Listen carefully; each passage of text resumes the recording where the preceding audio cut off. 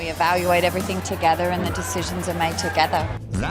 When the truth finally surfaced, Hollywood gasped. Nicole Kidman's carefully guarded world began to crumble. One headline, one lyric, one silence at a time. From her golden beginnings with Keith Urban to the haunting echoes of her past with Tom Cruise, this wasn't just another celebrity scandal, it was the unraveling of a legend.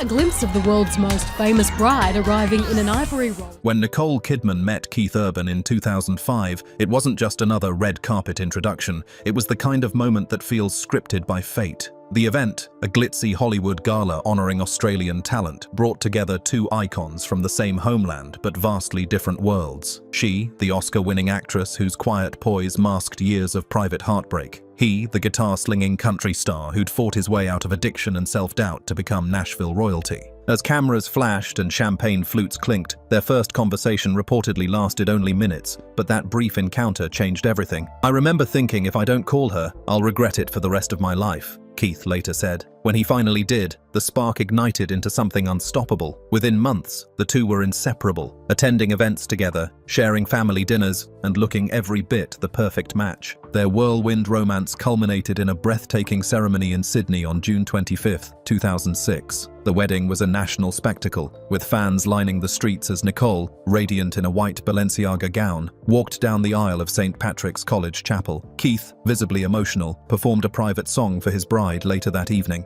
Australia watched with pride, believing this union symbolized love reborn after heartbreak, Nicole's second chance following her high-profile split from Tom Cruise. For the first few years, everything appeared picture-perfect. They gushed about one another in interviews, never missing an opportunity to display affection or gratitude. Nicole called Keith her rock, the one who healed her after years of emotional distance. He credited her with saving his life, calling her his guardian angel. Their marriage seemed to defy Hollywood's odds. Simple, sincere, built on faith, and far from the chaos of celebrity. They settled into family life quickly, welcoming two daughters, Sunday Rose and Faith Margaret, through a mix of birth and surrogacy. The couple was often spotted at school events, church gatherings, and country festivals. Keith would pause mid-tour to fly across continents just to attend Nicole's premieres, while she'd sit quietly at the back of his concerts, mouthing along to his lyrics. Fans adored them not just as artists, but as symbols of enduring love in a world of disposable relationships. Yet beneath that perfection, faint cracks began to appear. It started small, longer separations due to filming schedules, unguarded comments about missing each other too much, and subtle changes in body language during interviews. Some claimed that Nicole's meticulous lifestyle clashed with Keith's free-spirited, spontaneous nature. Others whispered that fame itself had become their third partner, demanding, jealous, and always present. Friends reportedly noticed that Nicole's smiles grew more practiced, her interviews more guarded.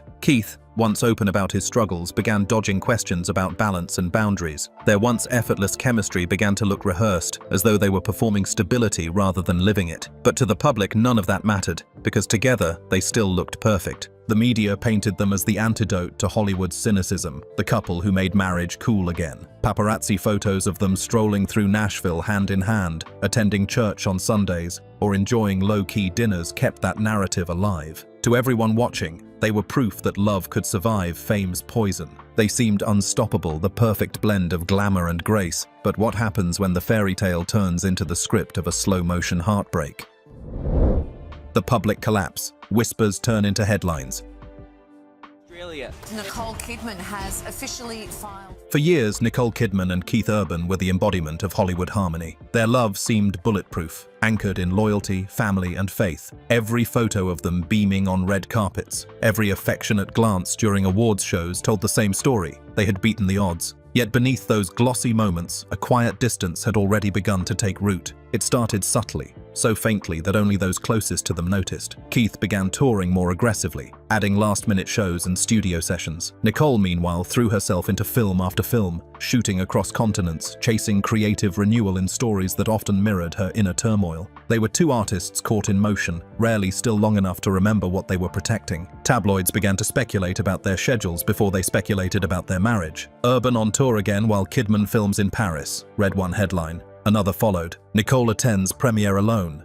Fans wonder why. At first, these were nothing more than gossip cycle fillers, but the tone slowly shifted from curiosity to suspicion. Friends spoke of increasing tension between them. Keith's easygoing charm reportedly clashed with Nicole's meticulous need for control. She was the planner, the perfectionist. He was the improviser. What had once been complimentary became combustible. There were whispers of late-night arguments, of one partner craving stability while the other sought escape in work. By late 2024, their public appearances had become rare and noticeably strained. At one film festival, photographers captured Nicole turning slightly away as Keith reached for her hand. The photo went viral within hours. Trouble in paradise? Fans asked. On social media, theories multiplied, everything from creative differences to emotional fatigue. Then came the most telling sign of all: silence. They stopped posting about each other entirely. The couple who had once written heartfelt captions about anniversaries and birthdays now said nothing. In Hollywood, silence is never neutral. It's a signal, one that everyone recognizes. When their joint statement finally arrived, it was short, careful, and heartbreakingly polite.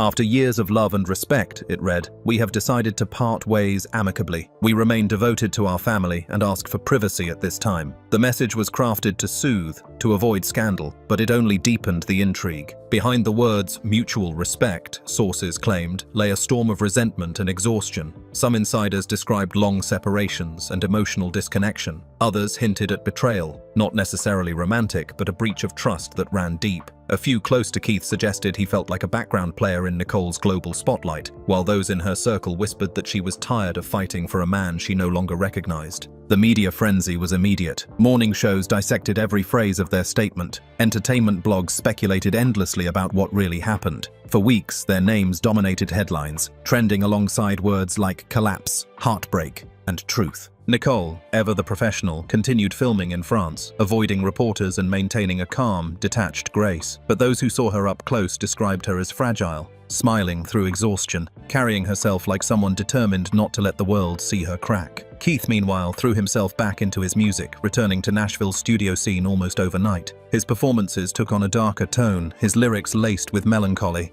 Despite their carefully curated public front, it was obvious that something irreversible had happened. The bond that once seemed sacred had eroded under the weight of distance, pride, and perhaps something yet unspoken. Every picture-perfect marriage hides its cracks, but few shatter under such a bright spotlight. What really forced Hollywood's golden couple to break? The Maggie Bohr incident, the scandal no one saw coming. In the weeks following Nicole Kidman and Keith Urban's quiet but heartbreaking split, the entertainment world had begun to move on, until one night changed everything. A night that would catapult the couple's private pain back into the public eye and ignite a storm no one was prepared for. The setting was a packed arena in Nashville, Tennessee. Keith Urban was headlining a charity concert, one meant to celebrate resilience and unity through music. On stage with him was Maggie Bohr, a young rising country musician whose talent and energy had already begun attracting major attention. Fans knew her as a gifted fiddle player and singer with a wholesome charm, but to some backstage observers there was an energy between her and Keith that felt complicated. For months, Keith and Maggie had been seen collaborating. Studio sessions, songwriting workshops, and benefit events. It all seemed harmless at first, but whispers began to spread after a few late-night rehearsal photos surfaced on social media, showing them laughing together long after the crew had packed up. When asked, both brushed off the rumors. "She's like family," Keith said with a grin. Maggie echoed that sentiment, calling him a mentor and friend. Everything changed on that fateful night. During his live set, Urban launched into one of his most beloved songs, Fighter. It was a track he had written during the early years of his marriage to Nicole, a song that symbolized loyalty, perseverance, and the promise to protect love at all costs. For fans, it was their song, the anthem of his devotion to his wife. But then came the moment that would break the internet. When the familiar chorus arrived, Keith didn't sing the words the audience expected. Instead of the original line, "When they're trying to get to you, baby, I'll be your fighter," he looked directly at Maggie and, with a grin that didn't go unnoticed, sang, "When they try to get to you, Maggie, I'll be your guitar player." The crowd gasped. Cameras flashed. Phones shot up instantly. Within minutes, clips of the moment were flooding TikTok and X, formerly Twitter. The reaction was explosive. Fans debated whether it was a joke, a flirtation, or a confession. Some laughed it off as playful banter, but others saw something darker, a sign of emotional betrayal that cut deeper than words. For Nicole, it was nothing short of devastating. Sources close to her revealed that she had watched that performance live, streaming it from her hotel suite in France. According to one insider, she froze when she heard the lyric change, her expression shifting from disbelief to heartbreak. She thought it was a private insult disguised as a joke, the insider claimed. To her, it wasn't just a lyric. It was humiliation broadcast to the world. The clip amassed millions of views within hours. Entertainment networks ran it on loop. Talk shows debated its meaning. Country music forums exploded with theories. Some called it a publicity stunt. Others accused Keith of emotional cruelty. Even Maggie, caught in the middle, issued a carefully worded statement. "It was an honor to perform with one of my heroes. Nothing more, nothing less." But by then, the damage was done. The Maggie Bore incident, as the press dubbed it, became the symbol of a love story's final unraveling. Nicole reportedly stopped taking Keith's calls entirely. Friends said she felt publicly betrayed, like the man who once promised to fight for her had now chosen to serenade someone else instead. The fallout was brutal. Tabloids devoured every frame of that concert, analyzing his tone, his expression, even the way Maggie smiled. A few former collaborators claimed this wasn't the first time Keith had blurred professional lines in the name of music. Meanwhile, Nicole's silence spoke volumes. She didn't issue a statement, didn't post a cryptic quote. She simply disappeared from the public eye for nearly 2 weeks. One small lyric set off a storm. Was it harmless wordplay or the first note of the song that ended a Hollywood marriage penalty? Before the storm, Nicole and Tom's cinematic love affair. Before there was Keith Urban, before Nashville, before the quiet heartbreak and the world's scrutiny, there was Tom Cruise. And for years, that name was stitched into Nicole Kidman's very identity. Together, they weren't just a couple, they were Hollywood. Every flash of a camera, every shared glance at a premiere seemed to radiate from a story that began like a film and ended like a haunting. It was 1989 when Nicole first met Tom on the set of Days of Thunder. She was just 22, porcelain-skinned and soft-spoken, still building her name in the industry. He was already a global phenomenon, the kind of actor whose presence filled rooms and redefined charisma. The spark between them was immediate, so electric that even the crew on set noticed it. They'd disappear between takes, one production assistant later recalled. You could feel something shifting every time they locked eyes. By Christmas Eve 1990, they were married. Hollywood had found its new royal couple. Together they became a marketing dream. The golden boy of action cinema and the elegant, cerebral actress whose mystery drew people in. They starred together in Far and Away and later in Eyes Wide Shut,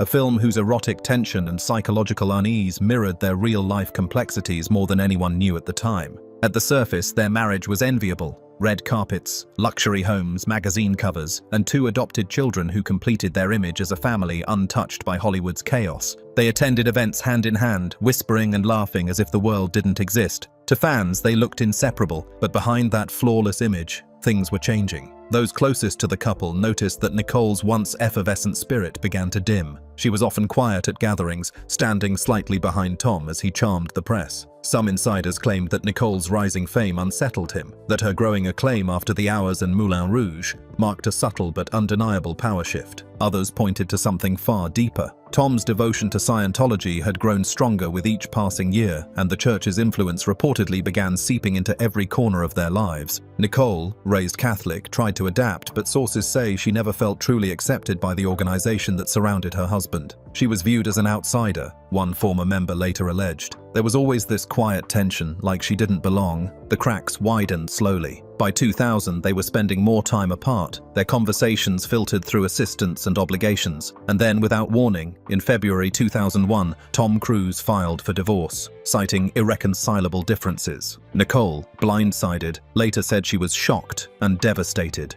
The news broke just days before their 10th anniversary, and in an instant, the fairy tale crumbled. The tabloids went into overdrive. Every photo, every quote, every silence was dissected. Rumors swirled about control, religion, jealousy, and betrayal. But the most striking detail wasn't what either of them said, it was what Tom didn't. Cruise, once open about his affection, shut down completely. He avoided questions about Nicole with an almost mechanical calm, pivoting instead to new projects, new beliefs, and eventually, a new marriage. His silence was so absolute that it became a character of its own, a chilling, deliberate absence that spoke volumes. For Nicole, the aftermath was brutal. She later admitted she felt like she had lost everything. Her public appearances became fewer, her interviews cautious. And yet, in that emptiness, something in her hardened. She threw herself into her work, winning her first Oscar the following year. But even in triumph, her eyes often seemed distant, haunted by a chapter she couldn't erase. Years later, when her second marriage began to fall apart, those ghosts stirred again. Reporters couldn't resist drawing parallels. 2 great loves, 2 devastating endings, 2 men whose silence defined her pain. Only this time it wasn't a church or fame tearing her life apart. It was betrayal, played to music. It was the marriage everyone admired. But some fairy tales end not with betrayal, but with silence, distance, and a truth too fragile to name. Rumors, secrets, and the divorce that rocked Hollywood. When Tom Cruise filed for divorce from Nicole Kidman in 2001, the shock reverberated through every corner of Hollywood. No one saw it coming. Not friends, not family, not even Nicole herself. For years, they had been the industry's power couple, the pair who seemed invincible against gossip and change. Their split wasn't just another celebrity breakup. It was a cultural earthquake that exposed the fragility of perfection and the price of silence. The official statement was short and polite. Tom Cruise has filed for divorce from Nicole Kidman due to irreconcilable differences. No elaboration, no warning, but within hours the press began to dig deeper. Whispers became headlines, and the story that emerged was far darker than anyone expected. According to insiders, tension had been building quietly behind the scenes for months. Nicole, who had just suffered a miscarriage, was said to be emotionally shattered. Friends claimed she wanted to slow down, to focus on healing and rebuilding their bond. Tom, on the other hand, had grown increasingly focused on his faith and career. Those who worked around them said their once intimate conversations had become businesslike, brief, polite, and distant. But beneath the surface, something much larger loomed. Rumors began circulating that Scientology, the controversial religion Tom followed devotedly, had played a decisive role in their breakup. Former members of the church alleged that Nicole was viewed as a suppressive person, someone whose independence and questioning nature were seen as a threat to Cruise's spiritual purity. She was never one of them, said one former insider. They tolerated her as long as she was quiet, but the moment she started asking questions, things changed. Other reports painted a picture of growing control and isolation. Nicole's friends reportedly found it increasingly difficult to reach her. Calls were screened, visits restricted. Some claimed that church representatives were often present during her conversations with Tom. Whether true or exaggerated, the perception that Nicole had been slowly pushed out of his world became impossible to ignore. When the divorce papers hit, she was blindsided. The story goes that she dropped to her knees in disbelief, repeating, "What did I do?" to a friend over the phone. But if she was expecting Tom to explain, she was met instead with his trademark calm, a silence that left everyone guessing. The tabloids erupted. Theories multiplied. Some insisted Nicole's career ambitions had threatened Tom's ego. Others whispered that his growing alignment with the church made her an outsider. A few suggested that her miscarriage had broken something fundamental between them, a shared dream that could never be repaired. Whatever the truth, both parties maintained public decorum. Nicole spoke of gratitude, wishing Tom love and peace. Tom offered no comment beyond a few rehearsed lines about moving forward, but as months passed, their civility felt less like grace and more like strategy. Two titans managing a crisis rather than mourning a love, and yet the world couldn't let go. Every red carpet appearance, every glance, every interview became a new chapter in a story that refused to die. The more Nicole tried to move on, the more she was pulled back into the shadow of Tom Cruise, the man whose silence was as commanding as his fame. Years later, when Nicole spoke briefly about that time, her words were heavy with restraint. "I thought our life together was perfect," she said in one interview. "It took me a very long time to realize how much I didn't know." It wasn't bitterness. It was revelation, a quiet acknowledgement that even the most powerful love stories can be built on illusions too fragile to last. Were they victims of pressure, ideology, or fate, or was their marriage always destined to collapse under the weight of its own perfection? The comment that broke the internet, Letterman revisited.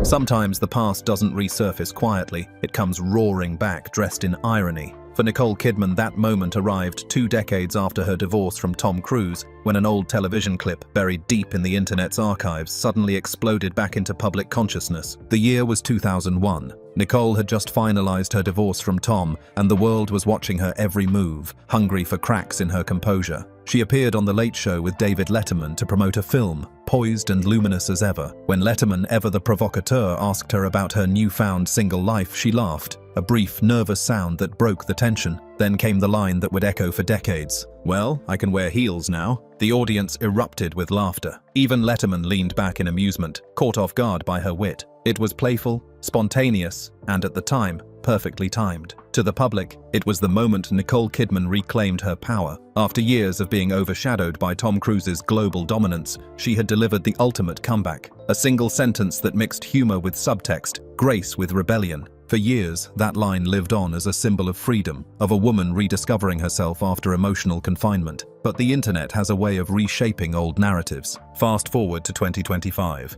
Nicole's second marriage was collapsing under the weight of scandal, and social media was relentless. Someone reposted the Letterman clip on TikTok, adding a caption that read, "When you realize history repeats itself." Within hours, the video went viral. Tens of millions of views, thousands of comments dissecting every word, every smirk, every flicker of her expression. At first it seemed harmless, a nostalgic throwback, but soon the tone shifted. Users began comparing her past with Tom to her present with Keith Urban, suggesting a pattern: glamorous marriages that ended in public humiliation. Some mocked her, others defended her, but the result was the same. Nicole Kidman was trending again, not for her achievements, but for her heartbreak. The resurfaced clip struck a deeper chord because it carried something audiences hadn't noticed before. When slowed down and replayed in high definition, Nicole's laugh didn't sound triumphant, it sounded hollow. Her smile faltered for a split second after the punchline, as if she realized the world was laughing at the wound she'd just exposed. Entertainment shows seized on the moment. Commentators debated whether her "heels" comment had been shade or survival. Psychologists were invited to analyze her tone. "It wasn't a joke," one media analyst declared. "It was a woman reclaiming dignity after years of submission. But in hindsight, it's also a confession of pain." For Nicole, who had spent years carefully rebuilding her image as a dignified private actress, the sudden flood of old footage was like reliving a trauma she'd spent decades burying. Behind the scenes, insiders claimed she was furious that something so small could ignite so much noise. She felt mocked, one source said. That clip was her way of coping, seeing it turned into a meme, again, cut deep. What made the situation worse was the timing. The clip resurfaced just days after Keith Urban's Maggie Bohr lyric incident, when fans were already questioning the sincerity of their marriage. To many, the video seemed prophetic, a mirror reflecting Nicole's tragic déjà vu. Two great loves ending in public embarrassment, two moments where her silence became her only defense. And then came the cruelest twist. Some fans began drawing comparisons between her and Tom Cruise, noting how, in both cases, her words were remembered while his silence was glorified. She was the talker, the emotional one, the woman trying to laugh through the pain. He was the stoic mystery, untouchable and unbothered. The narrative had repeated itself perfectly, and not in her favor. A 20-year-old laugh became a symbol of liberation and a reminder that every smile can hide a storm waiting to resurface. Tom Cruise's silence, the sound that echoes louder than words. In Hollywood, silence can be louder than any scandal, and when the storm around Nicole Kidman began to rage again, clips resurfacing, interviews dissected, fans turning every word into a headline, there was one person who said nothing at all: Tom Cruise. Not a statement, not a whisper, not even a public gesture of sympathy, just silence. It was almost poetic, the way he vanished from the conversation, calm, measured, and seemingly unbothered, while the woman who once stood beside him was dragged through another emotional battlefield. To outsiders, it looked like restraint, but to those who knew their history, that silence carried weight, cold, deliberate weight. When their marriage fell apart in 2001, Nicole had spoken carefully, always balancing honesty with elegance. She had never attacked Tom directly, but she allowed glimpses of pain to slip through. The jokes about being able to wear heels again, the quiet remarks about healing. Tom, on the other hand, built a fortress of mystery. He didn't explain. He didn't defend. He just disappeared into the machinery of Scientology and the blockbuster world, where cameras adored him and questions bounced off his smile. Over time, that silence became his brand. He was the man who didn't need to justify himself, the man whose absence was more powerful than anyone else's words. But when Nicole's private life unraveled decades later, that silence began to sound sinister. After the Keith Urban scandal, when the Maggie lyric change went viral and fans accused Nicole of being humiliated again, social media began drawing lines back to Tom. "He's the only one who ever walked away clean," one viral tweet read. "Nicole keeps bleeding and he just keeps shining." Suddenly, the narrative shifted. People weren't just talking about her heartbreak. They were revisiting his calm, as if it were part of the story itself. The very thing that once made Tom Cruise seem dignified began to make him look calculating. Because while Nicole wept through interviews and tried to maintain her poise under paparazzi flashbulbs, Tom's silence seemed to mock her, like an old ghost smirking from the shadows. Every time she trended, someone would pull up his red carpet photo, smiling effortlessly, and write captions like, "He knew." Insiders whispered that Nicole found the whole thing unbearable. She felt his silence wasn't noble. It was punishment. "She thinks he's letting her fall apart on purpose," one associate said. "He could say one thing, just one, to stop the feeding frenzy, to remind the world that she's human, but he never does. And maybe that's the cruelest truth of all." Tom Cruise didn't need to say anything to control the narrative. The less he spoke, the more powerful his image became. He was the untouchable figure. the eternal star who somehow remained spotless no matter what swirled around him. But behind the curtain, sources close to his circle hinted that Tom wasn't as indifferent as he seemed. "He watches," one former staffer claimed. "He reads everything. He knows exactly what's going on." That detail made his silence even more chilling. It wasn't ignorance, it was strategy. Nicole's friends urged her to ignore the noise, but she couldn't escape it. Everywhere she turned, headlines compared her unraveling to his composure. One magazine cover even placed their photos side by side. Nicole's tearful airport shot next to Tom's radiant movie premiere grin, under the caption, "Two paths, one past." For fans who once rooted for them, it was almost tragic. The woman who had spoken in pain was being punished for her vulnerability, while the man who stayed quiet was praised for his strength. And now, as Nicole Kidman stands at the center of another media storm, the question lingers. When love turns into legend, who gets to control the ending? Let us know your thoughts in the comments below.